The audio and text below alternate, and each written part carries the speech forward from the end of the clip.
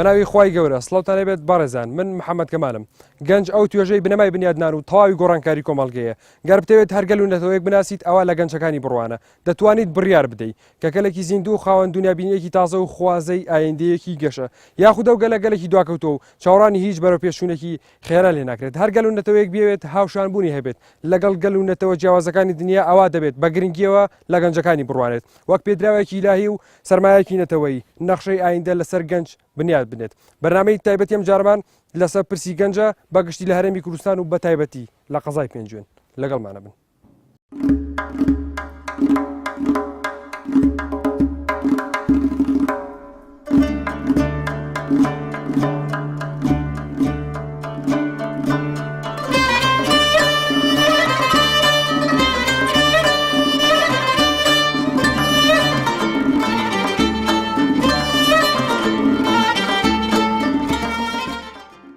بەڕێزان ئێستا ئێمە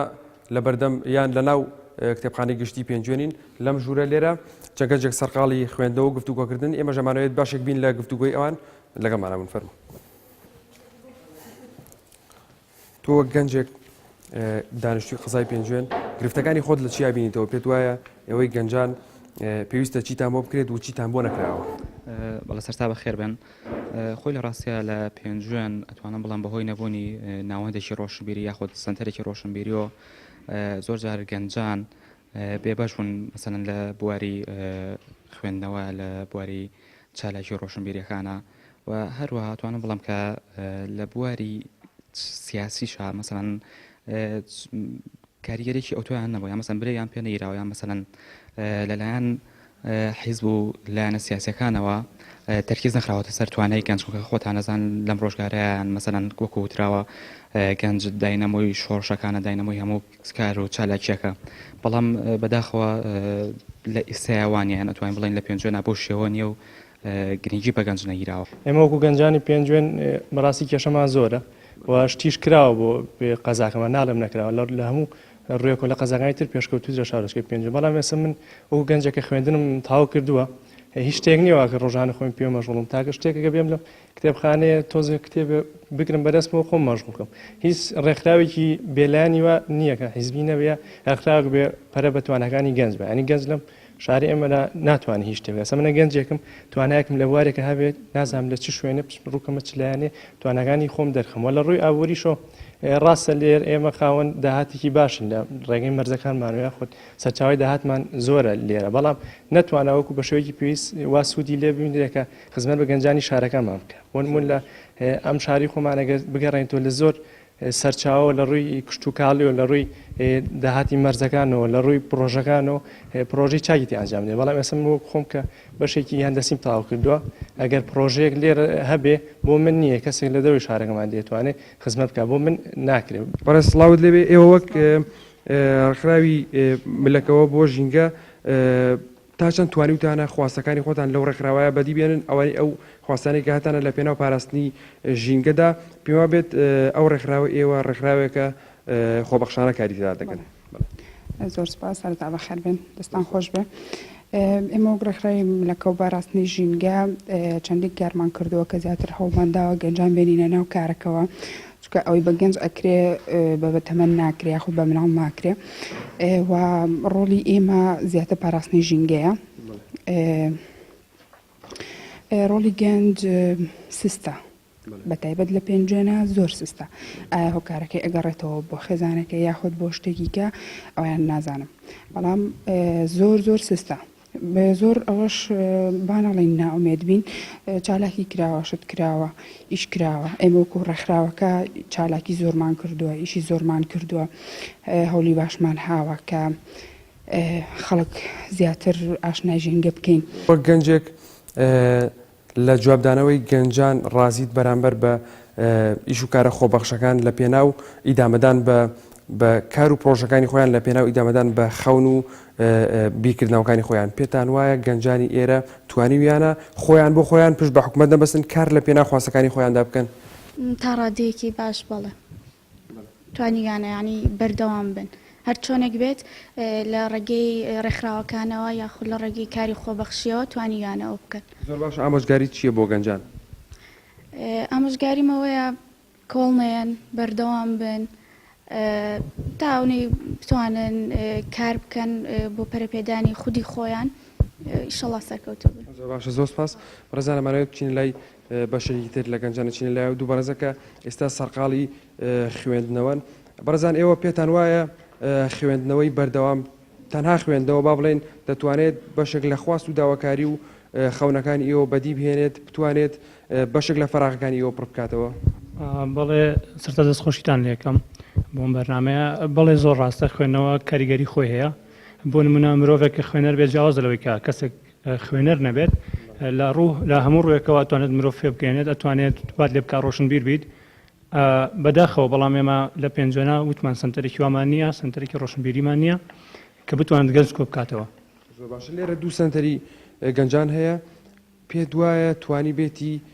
گەنجان لە دەوری پشتی خۆی کۆ بکاتەوە وەک ئەو شوێنێک کە پێی دەوترێت کافتریا و نێرگە لە خانەکان؟ بەداخەوە ئەتوانم بڵێم نەخێر لەبەرەوە ینی هەنێک سنتەر کە حیزبی بوو ناتوانێت زۆر کار بکات پێویستمان بە سنتەرێکی بێلایەنە شوێنێک بێت کە هیچ دەستێکی حیزبیتیانە بێت بەداخەوە گەنجانی ئەمە ئەوە نەیڕوو لە کافتریا و نێرگە لە خانەکانەکەن ئەوە خەریکی خوێندنەوە و خەریکی خۆڕۆشنبیرکردنی. زۆر باشە پێ دوایە بەشێک لە نهاتنەدی خەونەکانی ئەوان پەیوەندی بە خۆیانەوە هەیە و بەشێکی تریشی پەیوەندی بە حکوومەتەوە هەیە. بەتاکی دوایە ینی ئەکەوێتەوە سەر خودی کەسەکە و لایانی شەکەوێتەوە سەر حکوومەت ئەگەر حکوومەت شوێنێک دابین بکات سنتەرێک دابین بکات ڕەنگە هەنێک کەس هەبێ حەزی لەبێ بەڵام شوێنەکە نەبێت لەبەرەوە نەچێت بەڵام هەنێک کەسیژی تر ئەکەوێتەوە سەر خۆی کە دیارە حەزی بە وەزعەکە نییە لەبەرەوە ڕووەکەنە ئەنی ئەو شوێنانەی کە بەداخەوە من وتم وەکو کافتریا ئەوانە. بەڕێز دووە گەنجێک داواکاری خۆت لە چیا بینیتەوە پێ دوایە دەبێت چی بکرێت بۆ گەنج لە قەزاکەی ئێوەدا چی بکرێ و کە نەکراوە؟ لە ڕاستیە لە قەزای پێنجێن بە هیچ جۆرێک گرنگی نەدراوە بە گەنجان لە هیچ ڕۆیەکەوە. ئێستا هەر بۆن منەوەرە سێری ئەم کتێبخانەیە بکە من چەند جاری تر هاتوم بۆ کوڕ و سیمینار هیچ کات نەمبینیوە گرنگێکی وای پێدرابێ کە خەڵکی تیاابێ جگەلەوەی کە حکوومەت بۆ خۆی کەم تەرخەمە بەرامبەری گەنجانی شارەکەشم نابینم بە شێوەیەکی چۆنەڵی گرنگی بە خۆیان بن لە ڕووی خوێندنەوە لە ڕووی ئیشوکارەوە هەمووی دانیشتو و چاوەڕێ حکوومەتەکە ڕاستە حکوومەت زۆر کەم تەرخەمە بەڵام لە ڕاستیە من هیچ سنتەری گەنجان هەیە من وەک خۆم کە گەنجێکم لێرە چەند ساڵ لە پێنجێنم کار و چالاکیکی وام نەبینیوە کە دەورێکی وای هەبێ بۆ گەنجانی پێنجێن.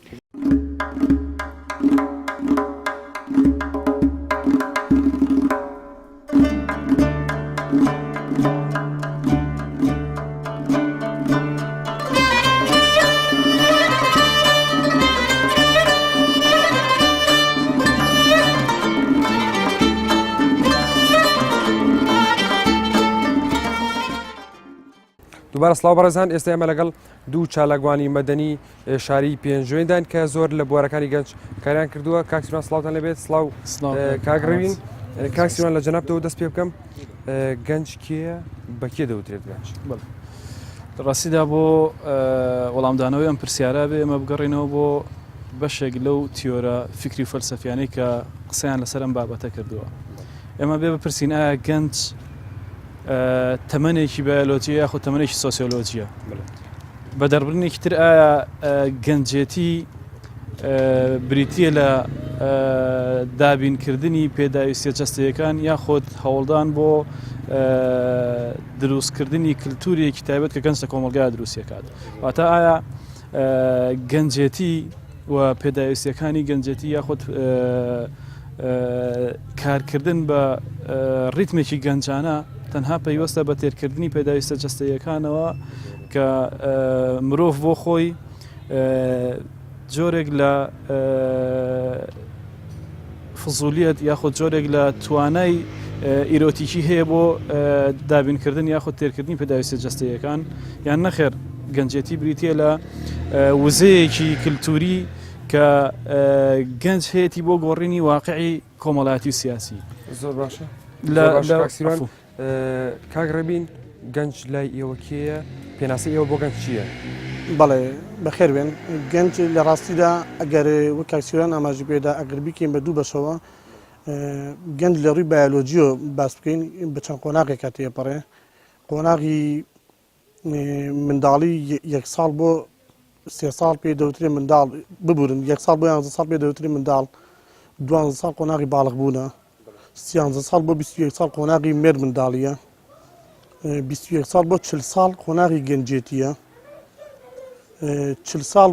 بۆ 6 ساڵ پێگەیشتنە 6 ساڵ بۆ 9 ساڵ پیر بوونە ئەمە بەپی لایەنە بایۆلۆجیەکەی بەڵام لە ڕووی فیسیۆلۆژیەوە وەک ئاکسیۆن ئاماژی پێدا ئەو توانایانی کە مرۆڤێک هەیەی ئەگاتە ئاستێکی بەرز بە شێوازێکی تر مرۆڤ بەم قۆناغانی کە باسمان کرد لە چ قۆناغێکە تواناکانی خۆی پەرە پێ بدات توانای گۆڕانکاری هەبوو لە کۆمەلگایە لە خودەی خۆیان لەم بوارانەیە پێی دەوترێ گەنج زۆر باشە کاکسیۆن تا چەند توانراوە ئەم توانایانەی کە ئێوە باسان کرد لە گەنجە پەرەی پێ بدرێت حکوومەتی هەرێمی کوردستان بتوانێت سوود لەم توانایە ببینێت بڵێ لە ڕاستیە ئەبێ ئەمە لەم بابەتەیە بگەڕێنەوە بۆ ئەوەی کە پێوترێ ململانینەوەکان یەکێک لە سیمە هەرە دیارەکانی گەنج بریتێ لە نیگەرانی نیگەرانی بە جۆرێک لە جۆرەکان ئەگەر باگراوندێکی معریفی لە پشتەوە بێت لە ترۆپی خۆیان لە یاخیبوون و جارێکتر بنێدانەوە سەردەرەکە بۆیە هەمیشە نەوەی کۆن بۆ ئەوەی ئەم جۆرە لە یاخیبوونە دروست نەبێت دژایەتی نەوەی نوێکات وە لەم منتەڵەقەوە دەسەڵاتی سیاسی و دەسەڵاتی ئیداری لە کوردستانە بۆ هەمیشە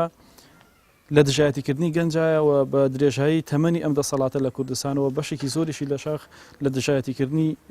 گەنجە ئەزمونێکیان هەیە بۆیە ئێمە ئەگەر بمانەوێت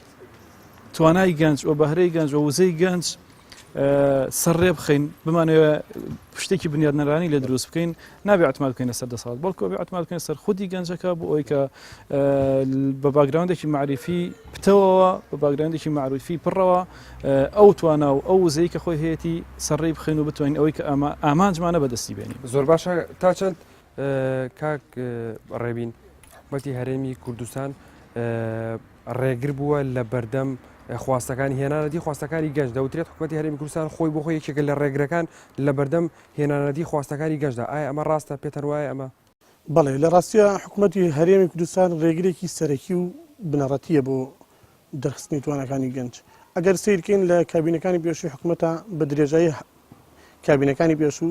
سیرەکەی گەنج لە بەرنامە و لە بەرنامی کاری حکوومەتەکەی هەیە وەکو نووسین بەڵام کێتە ئەرزی واقع بە هیچ جۆرە شتیوان نییە پژگیریکردنی گەنج مەبدە و مەبادی و لە پێشنی کارەکانیان نییە تەنانەت ئەگەر زیادە ڕێژ نەکەین ئەڵێن لە دوای کارەکانیشان نییە مەبەستیشان بووە کێشە بۆ گەنج دروست بکەن مەبەستیشان بووە گەنج نێتە پێشوو لە هەموو کایەکانە لە کای کۆمەڵایەتی لە کای بەتایبەت لە کای سیاسیە حیزبی کوردی سیفەتێکی هەیە بەبێ جیاوازی هەموو حیزبە کوردیەکان حەسەب تاریخ هەمویان هەوڵیان داوە گەنج نێتە پێشەوە پێیان وایە پیرەکان پێیان وایە شەریعەتێکی خۆیانیان هەیە ئەبێم شەریعەتە بپارێزن و نایانەوێت خەڵکی تر بێتە پێشەوە زۆر باشە کاکسیۆن دەبینی لەم قەزایە حیزبەکانی ئەم ناوچەیە زۆترین جار ناوی گەنج بەکارێنن بۆ خواستە حیزبیەکانی خۆیان و بۆ چونە ناو حکومەت تا چەند توانراوە ئەوەندەی کە ناوەکانیان بەکارێنراوە ئەوەندەش کار لە پێناو خواستەکانی ئەوەندا کراوە بڵێ بە درێژایی تەمەنی حکومڕانی دەسەڵاتی یەکێتی و پارتی لەم شارەیە بۆ یەک جاریش ئاوڕێکی جدیان لە گەنج نەیاوەتەوە هەمومان لەم شارەیە بوون و شاهدی ئەوەین کە ئەوەنەی کە پێیان کراوە گەنجیان بەکارهێناوە بۆ مەرامەکانی خۆیان بەڵام لە مقابلی ئەمەیە هەرگیز ڕۆژە لە ڕۆژان کارێکیان نەکردو کە خزمەت بە گەنج بکات لەم شارەیە ئەوەی کە زۆر گرنگە بە نیسبەت قسەکردن لەسەر ئەم بابەتە ئەوەیە کە گەنجی ئێمە بۆ خۆشی تا ڕادەیەک سست بووە باوەڕی بەخۆی نەبووە کە بتوانێت ئەوەی کە نەوەی کۆن کردوێتی ئەمیش دەتوانێت بیکە لەم ئەخیرانەوە یەک تەجروبەمان هەیە کە قایمەکمان هەیە گەنجە و بە شایەدی هەموو ئەوانەی کە لە پێنجۆنان ئەوانەیش کە لە دەرەوەن ئەزمونێکی زۆر باش و ئەزمونێکی زۆر سەرکەوتوو هەیە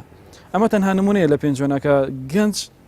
پراکتیکی دەسەڵاتی ئیداری کردووە لە شارەکەیەوە لە هەموو نمونەکانی تر سەرکەوتوتر بووە بۆیە ئەوەی کە تا ئێستا گەنج نەچۆتە پێشەوە یاخود گەنج احتیمامی پێنەدراوە بەشێکی زۆری ئەکەوێتە سەرەوەی کە دەسەڵات ئیهمالی کردووە و دەسەڵات سەرکوتی کردووە ئەگەرنا چۆن نمونەی قایمقامێکی سەرکەوتومان هەیە کە گەنجێکی سەرکەوتو ئەوە دەیان و سەدان نمونەی گەنجی کەمان هەیە کە لە هەموو مەجالەکانی کە ئەتوانان هەیە و ئەتوانن خزمەت بەم شارە بکەن. زۆر باشە کاک ڕەبین لەم وەڵامەی کاکسیروانەوە ئەوە دروست دەبێت ئەو پرسیارە دروست دەبێت کە ئایا گەنجان ئەگەر حکومەت نەیتوانی بێت پاڵپشتیان بکات خۆیان چۆن توانیویانە ئیدام بە کارەکانی خۆیان بن کار بکەن لە پێناو هێنانەدی خواست و ئاواتەکانی خۆیان. بەڵێ پێش ئەوەی وەڵامی پرسیارەکەت بەمەوە زیادەیەک بۆ قسەکەی کاکسیروان کە فەرمووی لە ڕاستیدا حیزبە سیاسیەکان بەبێ جیاوازی من هەروە دەڵێم بەبێ جیاوازی هەرێکیان ئەنجومەنێکی بیرانیان هەیە بخوێن هەرێکیان قەراربەدەستەکانیان ئەو پیرانن کە لە دوێنێ لە شاق بوون و جێگەی ڕێز و تەقدیرن بەڵام کە دێتە سەر ئیدارەدانی دەوڵەت ئەکرێ عەقڵی تازە ئەکرێ گەنج بێتە پێشەوە لەم ڕووەوە ئەتوانین بڵین جا بۆ وەڵامی پرسیارەکەی جەنابێشت لە ڕاستیدا گەنج جگەلەوەی ئەم ڕێگر و لەم پەرانی لە بەردەمایە بەڵام بە هەمان شێوەش گەنج خۆی کەم تەرخەمە ناتوانێت ئەو توانە مرۆیی کە خۆی هەیەی بەرجەستەی بکە ڕاستە ڕێگری زۆر لێ دەکرێت بەڵام ناکرێت بیجوەستێ ناکرێت بێئومێد بێ ناکرێت هەوڵ نەدا لە ڕاستیە لەم ڕووە گەنج لە قەزای پێنجۆنا ئەتوانین بڵین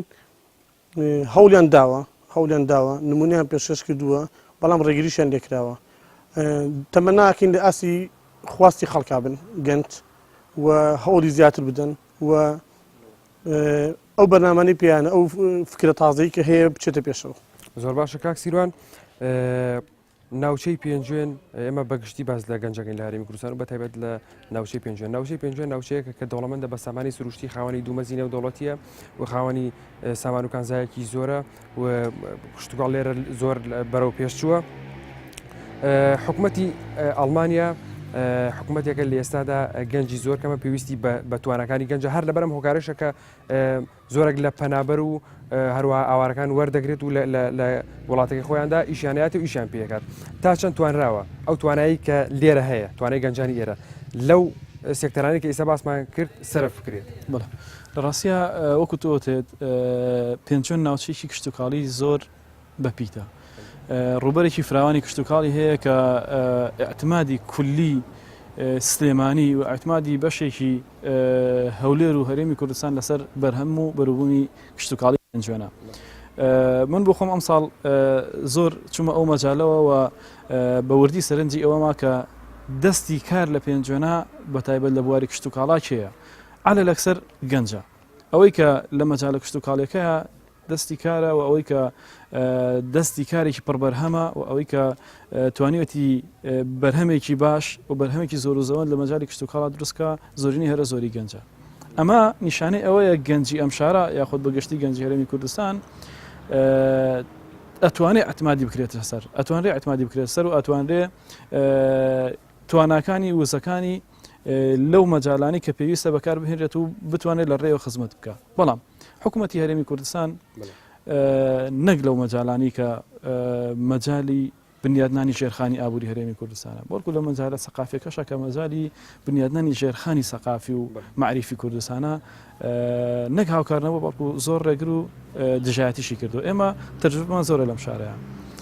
کاگڕێبین ڕەنگە ئاگادار بێت لە ساڵی 2005 لەم شارە ئیشی سەقافیەکەین گۆڤار و ڕۆژنامە و کۆڕ و سیمینار و ئەوانەکەین لە 2005 تا ئێستا یەک ڕۆژ یەک بەرپرسی ئەم شارە نهاتوە هاوکاری ئێمە بکە بەڵام هەمیشە ئامادە بوون بۆ دژایەتیکردنی ئێمە و هەمیشە ئامادە بوون بۆ ڕێگری لە ئێمە تەنانەت چەندی جار کۆڕ و سیمینارمان هەبووە هۆڵێکیان نایەوێتە تیا کۆڕ و سیمینار کاکسیروان هۆکاری ئەمە چیەکە حکوومەت ئاوا یان بەرپرسانی ئەم ناوچەیە ئاوا دژایەتی ئێوەکەن لە ڕاستیە بەگشتی حکوومەتی هەرێمی کوردستان لەلایەن نەوەی کۆنەوە بەڕێوە برەوە نەوەی کۆنیش بە قەنعاتی کولیەوەڵێم بەبێت جیاوازی کاگڕێبینەڵێ عقلی کۆنە و عقلێکی فەندەمێنتاڵی بنەڕەتگەرایە و ئەم عقلا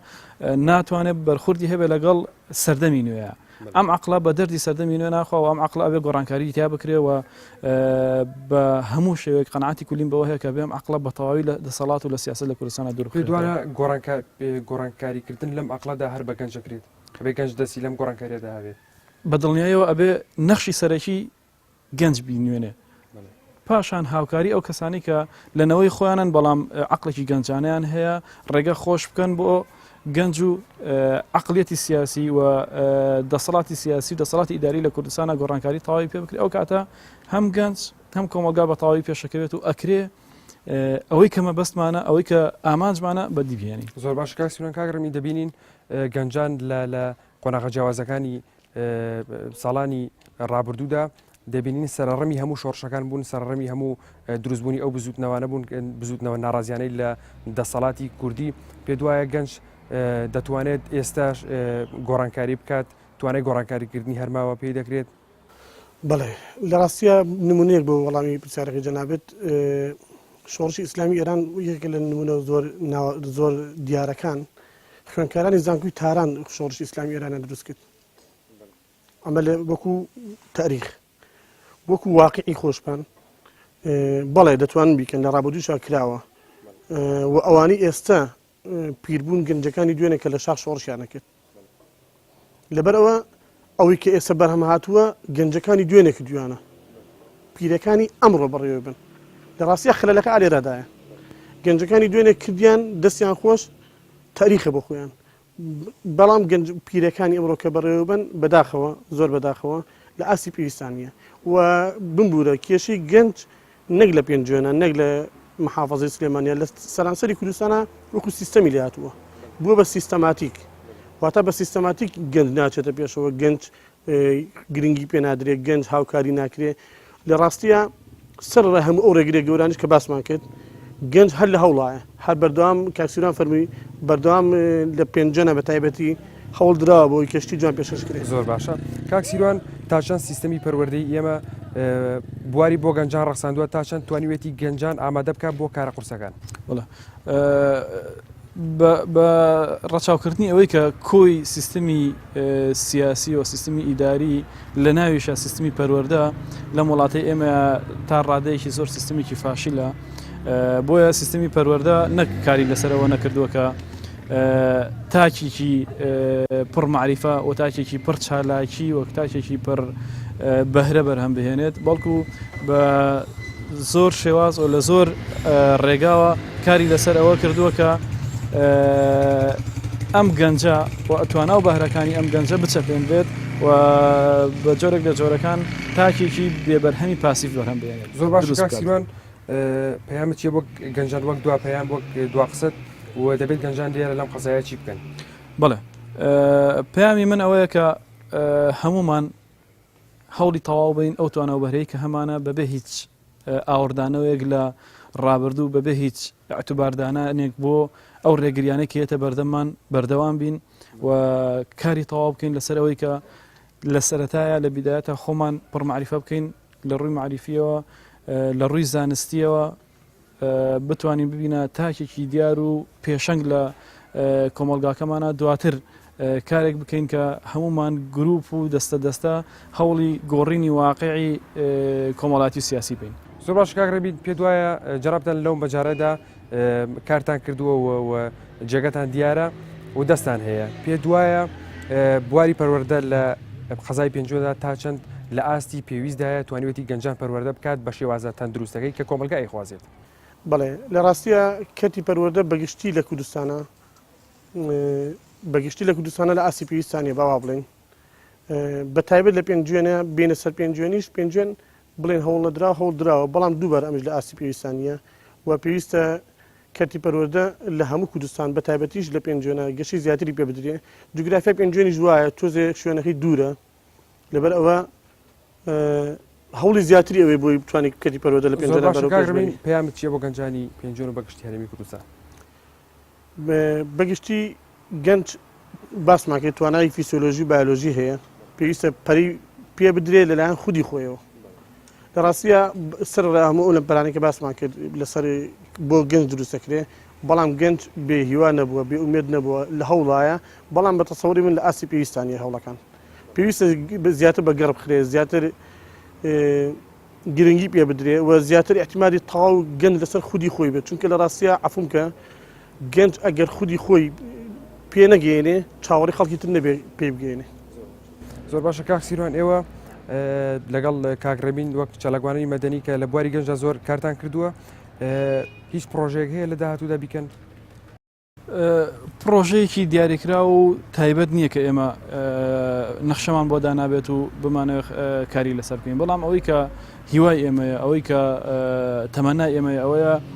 ناوەندێکی ڕۆشنبیری بێلایەن حکومی لەم شارەیە بکرێتەوە بەتایبەت ئەگەر بکرێ بە ڕێبەراتی ڕۆشنبیری لەم شارەیە بکرێتەوە زۆر خەلەل زۆر نقصانی زۆر کنوکە لەبەر هەیە لەم شارەیە ئەتوانین پێی پڕ بکەینەوە چکە ئەم شارە ئێمە لە ڕابردووە گۆڤار و ڕۆژنامەمان هەبوو دەرمانەکرد و ئیشمان لەسەرکە بەڵام ئێستا نە گۆڤار هەیە نە ڕۆژنامە هەیە و هیچ بڵاوکراوێکمان هەیە هیوادارم ناوەندێکی وە هەبێت کە بتوانین هەم گەنجان کۆ بکاتەوە هەم ئەم موزە و توانایی گەنجان انتقلاق بکات لەوێەوە بتوانین خزمەتێک بە شارە زۆر باش سپاس کاکسیۆن سپاس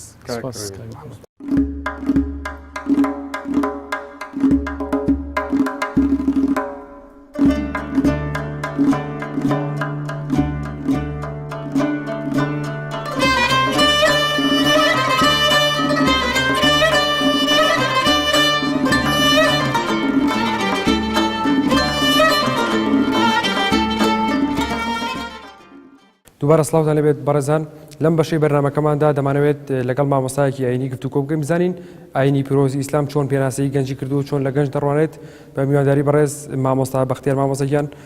سپاس بۆ ئامادەبوونێت سپاس بۆ کاتێک بە ئێمەت بەخشی سپاس بۆ ئێوەش بە خێراتتانەکەین بۆ شارۆچکەکەمان شارۆچکی پێنجوێن زۆر سپاس مامۆستا ئامانەوێت بزانین ئاینی پیرۆزی ئیسلام چۆن لە گەنج دەڕوانێت پێناسەی بۆ گەنج چییە؟ بسم الله والصلاة والسلام على رسول الله وعلى آله وصحبه ومن والاه ئاینی پیرۆزی ئیسلام ئەڕوانێتە گەنج وەکەوەی کەوا گەنجە یعنی چۆن بۆ پێناسەیی کەوا گەنج لەبەرەوەی کەوا تاقەوەزەیەکی هەیە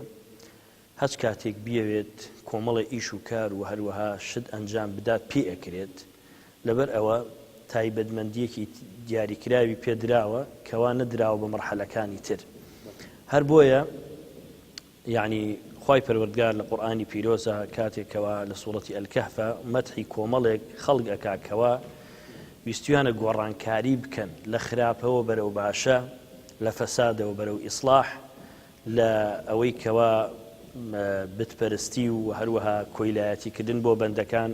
خەڵکی گێڕانەوە بۆ تەوحید و بۆ یەکتاپەرستی وەصفیانەکە ئەفەرمی ئینەهم فتیەتون ئامەنوا بڕەبیهم وەزیدناهم هودا ئەوانە کۆمەڵێک گەنج بوون کەوا بەڕاستی ئیمانیان هەبوو بە خوای پەروەردگار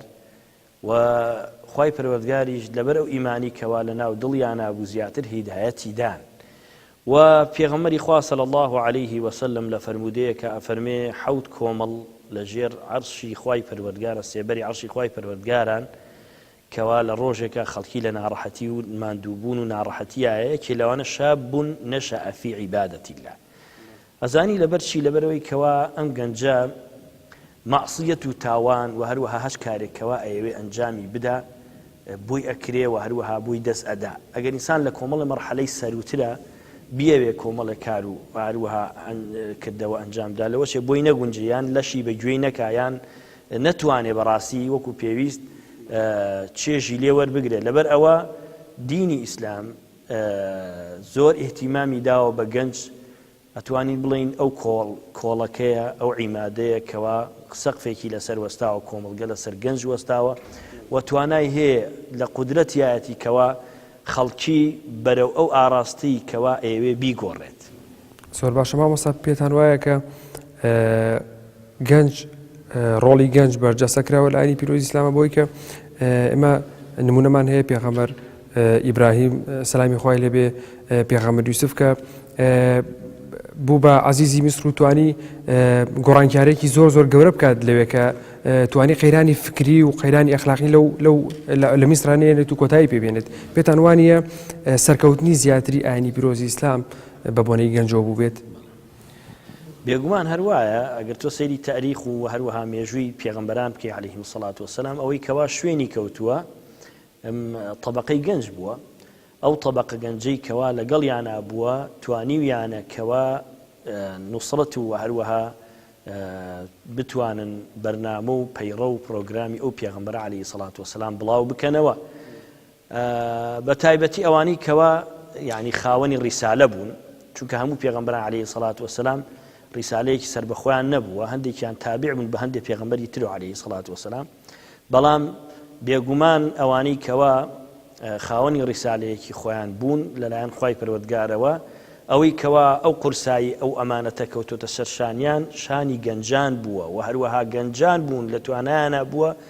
ئەم نور و ئەم ڕووناکیە بڵاو بکەنەوە لەسەر زەویە و هەروەها بتوانن بەرگەی ناڕەحەتیەکانی بگرن. پێغەمبەری خوش عەلەیهی سەڵات وەسەلام هەر بە هەمان شێوە بووە، یعنی ئەوە تا تۆ سەیری مێژووی سەحابەی بەڕێزی پێغەمبەری خوا بکە عەلەیهی سەڵات وەسەلام هەمووی تەبەقەی گەنج بووە، یعنی بەتەمەنترینیان ئەوەی کە باسە کرێ ئەبوو بەکری سەدیق بووە 38 ساڵ بووە. پێغەمبەری خوا عەلەیهی سەڵات وەسەلام خۆی لە تەمەنی 40 ساڵیا بووە. ئەم هەموو ناڕەحەتی و تەضحیە و قوربانیدان و هەروەها لەم هەموو قەیرانە فکری و ئەخلاقی و هەروەها اقتصادی و کۆمەڵەشتی ترکەوا لە نیمچە دوورگەی عەرەبا هەبووە، هەمووی لەسەر شانی ئەم کۆمەڵە گەنجە کە بەڕاستی ئیرادە و توانا و عەزیمەتی ئەویان هەبووە کەوا ئەم نور و هەروەها ئەم پەیامی خوای پەروەردگارە بگەێنن بە چینەکانی دوای خۆیان و هەروەها بۆ خەڵکی کەوا مەحروم بوون لێی لەسەر شانی گەنجان بۆ بێگومان. زۆر باشە مامۆستا، ئێستا لە دنیای ئێستادا دنیای پێشکەوتو ئێستادا لە سەدەی 21 بۆ 22 پێتەوە وایە دەبێت کێ ڕۆڵ بگێڕێت لە ڕاستکردنەوەی گەنجان لە نقمبوونی لەو قەیرانە فکری و ئەخلاقی کە تیای نقمبوو و ناتوانێت تیا دەرچێت. پێتانوانی ئێوە مامۆستایانی ئاینی ئەبێت ئەم ڕۆڵە بگێڕن، ئەم ڕۆڵە گەورەیە. بێگومان ئەگەر ئێمە باسی ڕۆڵی گەنج بکەین لە ئێستادا لە کاتی ئێستامانە پێویستمان بەوەیە کەوا بڵین لابردنی خراپەکان پێشترە لەوەی کەوا تۆ دەست بیتە شتە چاکەکان، یعنی بە معنایەکی تر پێشەوەی کەوا ئێمە قسە بۆ گەنجەکەین بڵین ڕۆڵە هەبێ گۆڕانکاری بکە ئەبێ بەڕاستی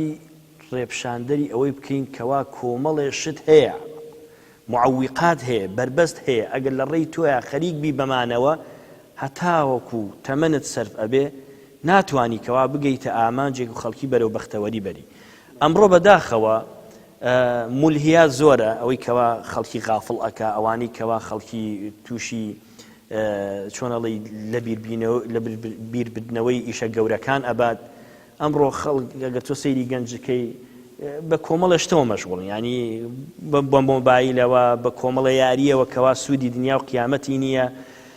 بە ئەنواع شتەوە کەوا هیچ ئیسفادەیەکی پێ ناگەینێ. ئەگەر تۆ بڵێ بە گەنجێک ڕۆڵت هەبێ گۆڕانکاری بکە لە کۆمەلگایە،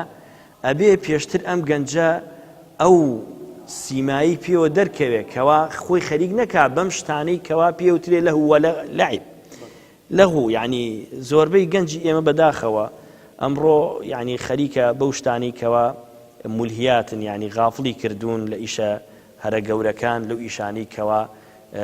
ئەتوانێت کۆمەلگا بەرەو ئاڕاستیەکی چاک و باش و هەروەها پیرۆز بەرێت بە کۆمەڵە ئیشی ترەوە خەریکە کە بەداخەوە ئەمە خەڵکێکی هەتا یعنی بەناو ئیسلامیشی تێکەوتووە. یعنی ڕاستە ئێمە کۆمەڵە شت هەیە پێویستمان پێ هەیە لە بەرەوەی کەوا ئێمە لە سەدەی 21 و لە ژیانەکەین کەوا ئەم شتانە بە شێوازێک تەشەنی کردووە کە هەموو لایەکمان پێویستمان بەوەی بەکاری بێنین، بەڵام بەوەی کەوا هەموو تەمەنمانی بینێ و هەروە هەموو تاقەکەمان بین بەم لایەنە بێگومان ناتوانین کەوا ڕۆڵ و کاریگەری ئەو تاقەی کەوا دراوە بە گەنج ئێمە لە واقع عجیب بکەینەوە. زۆر باشە مامۆستا، دەبێت گەنجان خۆیان چی بکەن بۆ بەرجەسەکردنی ڕۆڵی خۆیان لە سێکتەرەکانی کۆمەلگا و بۆی کە کاریگەریان هەبێت لە کۆمەلگا و لە گۆڕانکاری لە کۆمەلگادا؟ بێگومان گەنج پێویستی بەوەیە کەوا هەر یەکێک لە بواری خۆیە ناکرێ ئێمە بە گەنجان بڵین هەمووتان ببن بە خەتیب و لەسەر مینبەر وتار بدەن، نابێ بڵین یعنی بچۆ لە میحرابە ئیمامەتی بۆ خەڵک بکە، نابێ بڵین یعنی هەمومانە بێ وانەی قورئان و فەرمودەی پێغەمبەری خوا صلی الله عليه وسلم بڵین، نە، ئەوەی کەوا سڕ و نهێنیە لە ژیانی سەرکەوتنی پێغەمبەری خوا صلی الله عليه وسلم ئەوەیە کەوا ڕۆڵی گەنجانی بەخشیوە بە خۆیان لەو بواری کەوا توانایانە هەبووە. یعنی تۆ سەر محەممەدی کوڕی مەسلەمە ئەگەر ئێستا تۆ تەشبیهیکەی یعنی وەکوە یعنی پێغەمبەری خوا صلی الله عليه وسلم کارێک و هەروەها چۆنەڵی سەرۆکی دەستگای پاراستن، یعنی کۆمەڵێک شتی نهێنی داوەتە دەست، حوزەیفەی کوڕی یەمان سڕەکانی داوەتێ، معاذی کوڕی جەبەل کۆمەڵە شتی داوەتێ، تەخەسوسی داوەتێ، یعنی ئەبوو بەکری سدیق ڕەزا و ڕەحمەتی خوای لێبێ بە هەمان شێوە، ئوسامەی کوڕی زەید، یعنی ئەمانە هەمووی گەنج بوون لەبەر ئەوە ئەگەر کەسێک لە هەج بوارێکە کەوا قودرەتی هەیە حەزی پێێتی و هەروەها کار ئەکاتیایە بتوانێت ئیبداع بکە و هەروەها بەکاری بێنێ بۆ ئەوەی کەوا کۆمەڵگە بەرەو مەسارێکی چاک ببات چونکە بێگومان زۆر جارێک کەسێکی پزیشکێک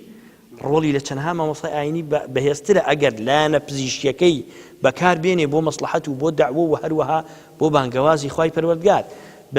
بە هەمان شێوە مهندیسێک و هەروەها مامۆستایەکی مەکتەب هەر یەکێکمان لە ئاسی خۆی و ئەگەر ڕۆڵی خۆی وەکو پێویست ببینێت کە ئەمانەی هەمووی لەسەر شانی گەنجن بێگومان ئەتوانین کۆمەڵگە بە ئاراستەیەکی باشە بەرین و هەروەها دووری بخەینەوە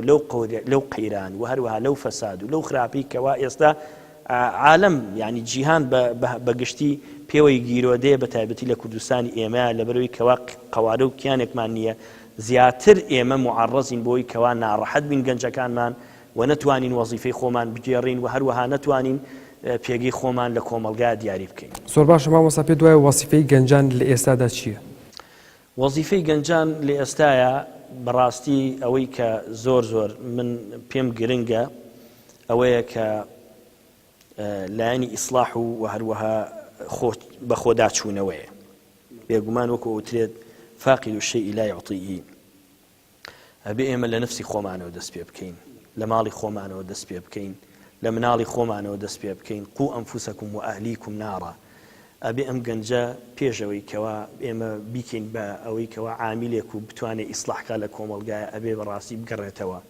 بۆ منهەجی پێغەمبەری خوا صلی الله عليه وسلم ئەم گەنجە گەنجێکی قورئانی بێ گەنجێکی بەڕەوشت بێ گەنجێک بێ کەوا بتوانێت هەر کەسێک کەوا ئەمڕۆ خەڵک متمانەی بەعام بە خەڵکی لە دەستداوە بتوانین جێگەی سیقەی خەڵک بێ بتوانین بە خەڵک پێی بڵێ ئەم کەسە کەسێکی ئەمینە ئەم کەسە کەسێکی بەهێزە صادق الأمين پێغەمبەری خوا عەلەیهی سەڵات وسەلام کە گەنجێک بۆ پیان وتر صادق الأمين کە خەڵک متمانەی هەبوو بەوەی کەوا ئەم کەسە کەسێکی ڕازگۆیە ئەم کەسە کەسێکی ئەمینە ئەم کەسە کەسێکی خواناسە بێگومان ئامادەیە چۆنەڵێی ئەو ئەمانەتی کە خوای پەروەردگار پێداوە مناڵی خۆی بیداتە دەستی ئەو حتا گیرفانی خۆی بیداتە دەستی ئەم گەنجەیە بتوانێت کەوا ڕۆڵی زیاتر بینێ و بێگومان هاوکاری ئەبێت کە ئەمڕۆ بەڕاستی ئەم لایەنە زۆر زەعیفە ئێمە ئەوەی کەوا جێگەی نیگەرانیە لە شوێنێکە لە شارێکە لە مزگەوتێکە چەند کەسێک ئەبینیت کەوا خەڵک بە دەستی بۆ درێژکا بڵێ کاکە وەڵا ئەم گەنجە بەڕاستی گەنجێکە توانا و قودرەت و هەروەها صادق و ئەوەیە کەوا بتوانین ئێمە دڵی پێخۆش بکەین و لە کۆمەڵگامانە هاوکاری بین بۆی کەوا بتوانێت گۆڕانکاری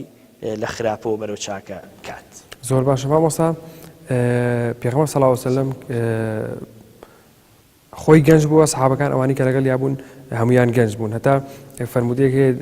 دەفەرمێت حالەفەنی شەباب و خالەفەنی شیوخ واتە گەنجەکان پشگیریان کردم پیرەکان ڕوبەڕوو بوونەوە پێ دوانیە مامۆستا توانای گەنج